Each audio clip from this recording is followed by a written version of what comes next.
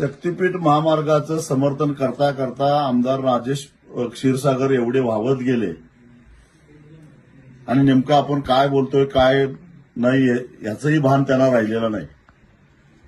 माझी 500 एकर जमीन असल्याचा आरोप त्यांनी केला. मी कोल्हापूर जिल्ह्याच्या बाहेर असल्यामुळे मला ते उशिरा समजलं.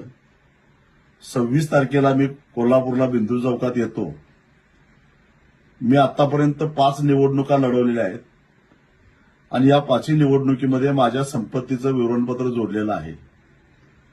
या व्यतिरिक्त अजून काही माझी चल अचल संपत्ती असेल तर त्याचे पुरावे राजेश क्षीरसागरांनी 2 दिवसामध्ये गोळा करावेत आणि एखादा बंगला असेल, एखादा भूखंड असेल, एखादी जमीन असेल, सातबारा असेल, ते सगळं 26 तारखेला दुपारी 12 वाजता कोल्हापूरच्या बिंदू चौकामध्ये